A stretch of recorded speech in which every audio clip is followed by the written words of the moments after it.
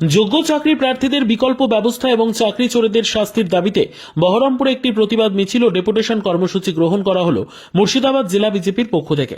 মঙ্গলবার দুপুরে বহরমপুর জেলা বিজেপি কার্যালয় থেকে শুরু করে খাগড়া সহ শহরের বিভিন্ন এলাকা পরিক্রমা করে বিজেপির এই প্রতিবাদ মিছিল।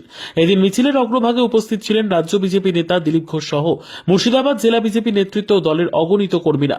এদিন মিছিলের মাঝে দলের শীর্ষস্থানীয় নেতৃত্ব দিলীপ ঘোষ বলেন, এই মুহূর্তে একদিকে চাকরি প্রার্থীদের টাকা খেয়ে বসে আছেন মুখ্যমন্ত্রী, অন্যদিকে আজ হারানো চাকরি চাইতে গেলে পুলিশের মার খেতে হচ্ছে তাদের। এর থেকে বড় দুর্ভাগ্যের বিষয় আর কি হতে পারে?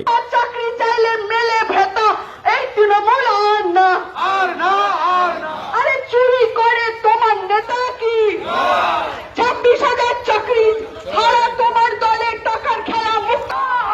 যোগ্য ছেলের চাকরি খেলে বাংলা এবার তোমায় ভরবে জেলে এই তৃণমূল আর না আরে চুরি করে তৃণমূল আর না আরে চুরি করে তোমার নেতা চাকরি চাইলে মেলে ভাতা এই তৃণমূল আর না 26,000 চাকরি ছাড়া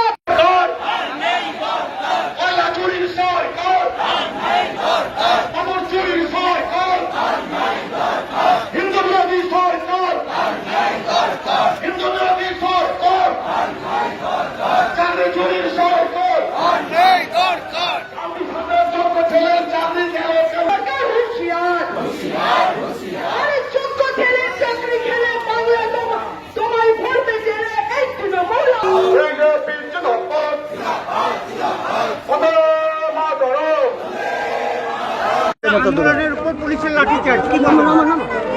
দেখুন, এই যে 8,000 অযোগ্য অবৈধ চাকরি প্রার্থী, তাদের কাছ থেকে মমতা ব্যানার্জির পার্টির লোকেরা টাকা খেয়েছে। আর যে 18,000 বৈধ সরকারি চাকরি বা শিক্ষা বিভাগের চাকরি প্রার্থী, চাকরি হারা, তারা পুলিশের লাঠি খাচ্ছে। এটা হচ্ছে মমতা ব্যানার্জি, যারা চাকরি হারিয়েছে, কাল কি খাবে ঠিক নাই, তাদের বিরুদ্ধে একটু মানবিকতা নেই, তাদেরকে লাঠিপেটা করা হচ্ছে।